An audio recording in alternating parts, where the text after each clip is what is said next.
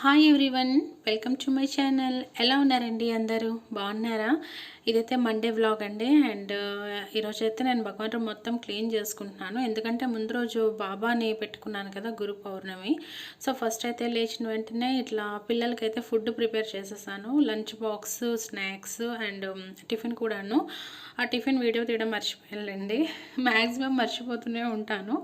So ఇట్లా వాళ్ళకి box prepare చేసేసి ఫస్ట్ అయితే వాళ్ళకి రెడీ చేసేసి స్కూల్కి పంపించేసానండి. వాళ్ళు స్కూల్కి వెళ్ళిపోయాక మా వారు ఆఫీస్కి వెళ్ళాకే ఏ పూజలైనా సరే నాకు స్టార్ట్ చేస్తే కొంచెం ప్రశాంతంగా చేసుకోగలుగుతాను. ఇంకా కొంచెం అలా టీ అయినా కాఫీ అయినా పొద్దున్న తాగవలసిందండి, లేకుంటే డ్రౌజీగానే ఉంటుంది. డే అంతా డ్రౌజీగా ఉంటుంది అండ్ ఏ పని కూడా చేయబుద్ది కాదు. పైగా హైదరాబాద్లో చలి అంటే అమ్మ బాబోయ్, వింటర్లా ఉందండి. అంత చల్లగా ఉంది, అంత చలి వేస్తుంది, బాగా అంటే బాగా డ్రౌజీగా ఉంటుంది. సో కొంచెం ఫ్రెష్ అప్ అయిపోవడం, కొంచెం పని ఉండదులేండి. అంటే ఇల్లంతా సర్దుకొని నీట్గా చేసుకొని అందరూ వాళ్ళ వాళ్ళ పనులకు వెళ్ళిన తర్వాత నేను భగవాన్ రూమ్లోకి వచ్చేటప్పటికి 8:30 అయిపోతుందండి. సో ముందు రోజు బాబాని ఇట్లా పెట్టుకున్నాను కదా, 3 సార్లు కదిపించేసుకొని ఇంకా అక్కడి నుంచి తీసేసి ముందుండే ప్లేస్లోనే పెట్టేసుకున్నాను. ఆ రూమ్ క్లీన్ చేస్తుండగానే మధ్యలో 16 సోమవారాల వ్రతానికి ఒక ప్రసాదం చెప్తారు కదండి, గోధుమ ప్రసాదం, అదే చేస్తున్నాను. నేనైతే గోధుమ నూక తీసుకోనండి, ఎందుకంటే చాలా పెద్ద టైం తీసుకుంటుందండి, ఎక్కువ టైం టేకన్ అది. సో నేను ఏం చేస్తానంటే ముందు రోజు నైటే గోధుమల్ని నానబెట్టేస్తాను. నానబెట్టేసిన తర్వాత నెక్స్ట్ డే నేను కుక్కర్లో వేసేస్తానండి. అవి 5 విజిల్స్ వస్తాయండి. 3 విజిల్స్ వచ్చాయనుకోండి గట్టిగా ఉంటాయి. 5, 6 విజిల్స్ వస్తే అవి కొంచెం సాఫ్ట్గా అవుతుందండి. సో దాన్ని నెక్స్ట్ నేను కొద్దిగా మిక్సీలో వేసేస్తాను. మిక్సీలో వేసేసి బాగా మిక్స్ చేసేస్తానండి, ఫైన్గా మిక్స్ చేసేస్తాను. అలానే మరీ పేస్ట్గా చేయాలండి, లైట్గా గరుగ్గా ఉండేటట్టుగా అయితే చేస్తానండి. నాకు ఈ ప్రాసెసే చాలా సింపుల్గా అనిపిస్తుంది. గోధుమ నూకతో చేసింది చాలా పెద్ద ప్రాసెస్ అనిపిస్తుందండి. ఏదైనా సరే గోధుమలతో చేసే ప్రసాదమే నైవేద్యంగా పెట్టాలి కనుక నేనైతే ఇలానే చేసుకుంటాను. సో అది మిక్సీ పట్టేసి తర్వాత బెల్లాన్ని కొంచెం కరిగించేస్తానండి. కొద్దిగా వాటర్ వేసి కరిగించేసి దాంట్లో ఆ బెల్లం అంతా కరిగిపోయింది అనేటప్పుడు ఈ గోధుమలది మిక్సీ చేస్తాను కదా, ఆ ఫైన్ పేస్ట్ అనేది వేసేస్తాను. ఎందుకంటే అది కూడా వేసి ఒక 5 నిమిషాలు బాయిల్ అవ్వనిస్తానండి, లేకుంటే పచ్చి స్మెల్ వస్తుంది కదా, అందుకని. ఇంకా అంత అలా దగ్గరికి అయిపోయాక కొంచెం నెయ్యి వేసేస్తాను. టైం ఉంటే కొంచెం డ్రై ఫ్రూట్స్, ఇలాచీ పౌడర్ అంటారు కదా, ఇవన్నీ వేస్తాను. కొంచెం హడావిడిగా వెళ్ళేటప్పుడు అయితే మాత్రం నెయ్యి వేసేసి చేసేస్తానండి. ప్రసాదం ఇలానే చేయాలని ఉన్నది, కాకపోతే గోధుమ నూక అన్నారు, నేను గోధుమలు వాడుతున్నాను అంతేనండి. ఆ ప్రసాదం చేస్తూ చేస్తూ ఇక్కడ భగవాన్ సామాన్లు కూడా అన్నీ ఇంకా క్లీన్ చేసుకొని బొట్లు పెట్టుకొని పెట్టినప్పటికీ చాలా టైం అవుతుందండి. ఫస్ట్ అయితే ఇలా నేను పీటకి ముగ్గులు పెట్టుకొని పెట్టేసుకున్నాను. దానిపైనేమో వెండి ప్లేట్ అయితే పెట్టుకున్నానండి. దాంట్లోనే శివయ్యని పెట్టుకుంటాను. కింద పీఠం వేసి, అంటే పైన కూడా పీఠం వేసి పెట్టుకున్నానులేండి, బట్ కింద కూడా పెట్టుకోవచ్చు. పైన ఎందుకు కింద పెట్టుకుంటే కాదా అని అంటే, కింద పెడితే కొంచెం ఇరుగ్గా అయిపోతుందండి. నెక్స్ట్ కబోర్డుకి ముందు వైపు పెట్టవలసి వస్తుంది.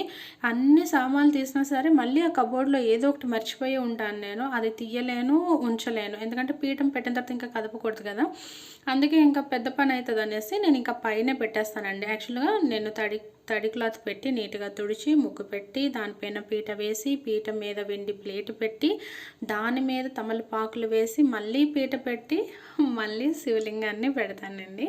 మనం చేసేది శివలింగానికే కదా పూజ, సో శివలింగానికే పెడతాను. నేనైతే మొత్తం నందూరి గారు ఎట్లా చెప్పారో అలానే ఫాలో అయిపోతానండి. నేనేమి బుక్ కూడా తీసుకోలేదు, కొనుక్కోలేదు. ఆయన పూజ చేసిన పీడిఎఫ్ ఉంటుంది కదా, నేను అదే ప్రింట్ తీసుకుని యాజ్ టీజ్గా అలానే చేసుకుంటున్నాను. 3 ఇయర్స్ నుంచి అలానే చేసుకుంటున్నాను. 2 ఇయర్స్ కంప్లీట్ అయిపోయాయి, ఇప్పుడు ఇది 3rd ఇయర్ అండి. అతను ఎలా చెప్పారో ఇంకా అదే ఫాలో అయిపోతానండి. ఎందుకంటే ఇంకా నలుగురు ఎలా చెప్పారని 4 రకాల వీడియోలు చూసాను అనుకోండి, కన్ఫ్యూజన్లో ఉంటానే తప్ప నేను పూజ మరి చేయలేనండి ఇంకా. అందుకని ఇంకా నందూరి గారు ఎలా చెప్పారో యాజ్ టీజ్గా అదే నేను ఇంకా బుక్ ప్రింట్ తీసేసుకున్నాను. చేసుకొని ఇంకా అలానే చేసేసుకుంటానండి. ఈ పూజ గురించి అయితే చాలామందికి తెలుసు. అయినా సరే నాకు తెలిసిన దాంట్లో ఒక చిన్న ఇన్ఫర్మేషన్ అండి. ఇదేంటంటే ఆషాఢంలో వచ్చే పౌర్ణమి తర్వాత మండే వస్తుంది కదా, పౌర్ణమి వెంబడే వచ్చిన మండే నుంచి కార్తీక పౌర్ణమి సోమవారం వరకు చేస్తారండి పూజని. ఈ 4 మాసాలని చాతుర్మాసాలు అంటారు కదా, ఈ 4 మాసాల్లో వచ్చే సోమవారాల్లో 16 సోమవారాల వ్రతం అనేది చేసేయాలి చెప్పాలంటే. కానీ మన లేడీస్కి కుదరదు కదా, చిన్న చిన్న ప్రాబ్లమ్స్ ఉంటాయి గనక మనం కొంచెం కార్తీక మాసం దాటుతుందిలేండి. సమ్ టైమ్స్ అయిపోతుందండి, బట్ సమ్ టైమ్స్ కుదరదు. యాక్చువల్గా నేను ఫస్ట్ టైం చేసిన పూజకి సెకండ్ టైం చేసిన పూజకి నాకు చాలా తెలిసి వచ్చిందండి. ఫస్ట్ టైం చేసిన పూజలకి ఏమైందంటే అంటే ఏదైనా సడన్గా ఏదైనా ప్రోగ్రామ్స్ పడినా, లేకపోతే ఇంటికి ఎక్కువ చుట్టాలు వచ్చినా, వేరే పండగలు అంటే 4 నెలలు అంటే సమ్టైమ్స్ మండే దశమి పడవచ్చు, దివాళీ పడవచ్చు, వినాయక చవితి పడవచ్చు, చాలా పూజ అంటే పండుగలు వస్తుంటాయి కదండి. ఇవి వచ్చేటప్పుడు నేను ఏం చేసేదాన్ని అంటే పూజ చేసేదాన్ని కాదు, అంటే నాకు తెలియక చేసేదాన్ని కాదండి. సాయంత్రం కూడా చేసుకోవచ్చు అని తెలియక చేసేదాన్ని కాదు. బట్ సెకండ్ ఇయర్ నాకు తెలిసిందండి. ఇప్పుడు సపోజ్ మార్నింగ్ మనం శివయ్యని పెట్టుకొని పూజ చేసుకోలేకపోతున్నాము అనుకుంటే పొద్దున్నే లేచి హెడ్ బాత్ చేసుకొని ఇంట్లో దీపం పెట్టుకొని డే అంతా ఫాస్టింగ్ ఉండి ఈవినింగ్ కూడా మనం పీఠం వేసుకొని పూజ చేసుకోవచ్చండి. యాక్చువల్గా ఇది నాకు తెలియక నేను ఫస్ట్ ఇయర్ కొంచెం లేట్ అయింది. కొంచెం అంటే నాకు కార్తీక మాసంకి అయిపోయింది, కాకపోతే ఎండింగ్ వరకు వచ్చేసిందిలేండి. సెకండ్ ఇయర్ అయితే మాత్రం త్వరగా అయిపోయిందండి. ఎందుకంటే ఈవినింగ్ కూడా ఫాస్టింగ్ చేసి ఈవినింగ్ కూడా చేసుకునేదాన్ని. సో తెలియని వాళ్ళు ఉంటే అలా స్కిప్ చేయకుండా ఇలా ఉపవాసం ఉండి నైట్కైనా చేసుకోవచ్చండి. ఉపవాసం అంటే ఎట్లానూ ఉంటాము, ఎందుకంటే సాల్ట్ తినకూడదు కదా, సో కంపల్సరీగా అయితే ఉంటామండి. నేనైతే ఉంటానండి, ఎందుకంటే నాకంటూ స్పెసిఫిక్గా మళ్ళీ ఏదైనా వంట చేసుకోవాలి అంటే సాల్ట్ వేయకుండా, అంటే స్వీటే కదా చేసుకోవాలి అంటే నాకు బద్ధకం వస్తుందండి. నలుగురు తింటారు అంటే చేసేస్తాను, కానీ నేను ఒక్కరితోనే తినాలి చేసుకోవాలి అని అంటే మాత్రం ఇంకా చేసుకోనండి నేను. నెక్స్ట్ ఈ 16 సోమవారం వ్రతంది బుక్ కూడా ఉంటుందంటండి. బుక్ అయితే చాలా టైం పట్టేస్తుందంట.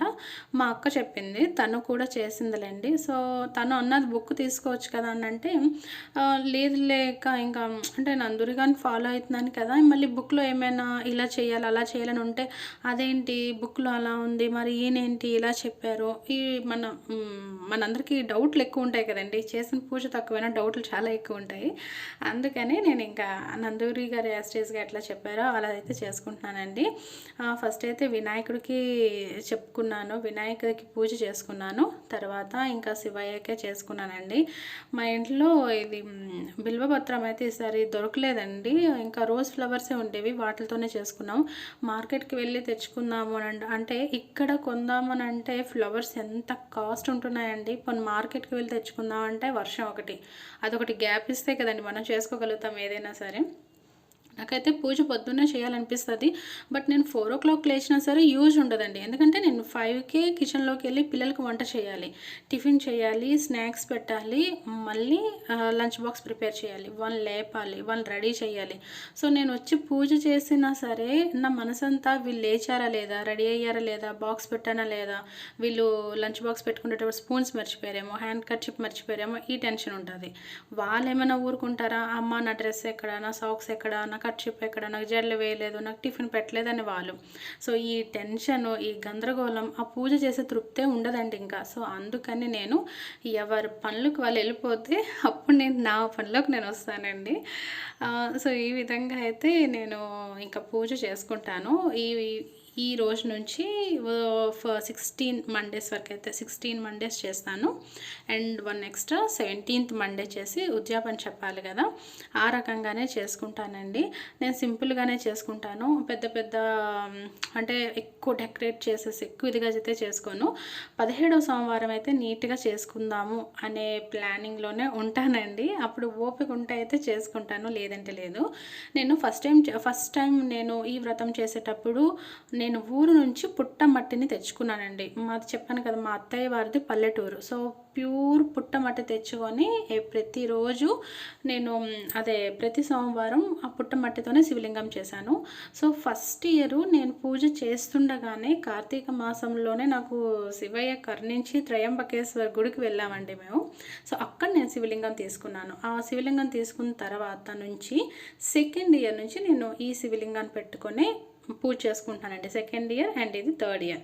సో ఫైనల్గా పూజ అంతా అయిపోయాక అక్కడ కింద భగవాన్ కింద కొంచెం అంటే మరి బోడిగా ఉంటుంది కదా, ముగ్గులు ఉంటాయిలేండి, అయినా సరే కొంచెం డెకరేట్ చేద్దామని అలా అయితే పెట్టుకున్నాను. ఫైనల్గా నా పూజ అయితే ఇలా కంప్లీట్ అయిందండి. నా పూజ మీకు నచ్చున్నా లేకుండా మీకు ఏదైనా ఇన్ఫర్మేషన్ నా ద్వారా తెలుసుంటే ప్లీజ్ లైక్ చేయండి, షేర్ చేయండి అండ్ సబ్స్క్రైబ్ చేసుకోవడం అస్సలు మర్చిపోవద్దు. Thank you very much for watching this.